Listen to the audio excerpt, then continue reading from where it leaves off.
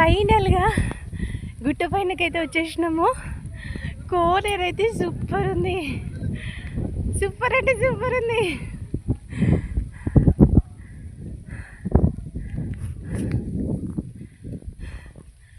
మస్తు ఉంది కదా, లొకేషన్ మాత్రం సూపర్ ఉంది. అసలు ఇంత పర్టికులర్గా చూపించడానికి ఇక్కడ ఏముంది అని మీరు అడగొచ్చు. నాకు తెలుసు మీరు అనుకునే ఉంటారు, నేను చెప్పడం మాత్రం నా బాధ్యత కదా, చెప్పేస్తాను ఈ వీడియోలో. మొత్తం అయితే చూసేయండి. ఇక్కడ గుట్ట పైన నరసింహస్వామి వెలిసారంట. అది మా మామయ్య చిన్నప్పటి నుండే ఉండిందంట. అయితే ఈ నరసింహస్వామికి ఓన్లీ శ్రావణ మాసంలో మాత్రమే, అది కూడా సోమవారం శనివారం రోజులలో మాత్రమే ఇక్కడ గుడి తలుపులు తెరిచి పూజలు చేయడము, భక్తులు చుట్టుపక్కల ఊళ్ళ నుండి కూడా ఫుల్గా వస్తారనమాట. ఇంకా మేము వచ్చింది లాస్ట్ సోమవారం కాబట్టి, అందులోనూ వర్షం పడినా కూడా ఫుల్ మంది అయితే వచ్చిర్రు.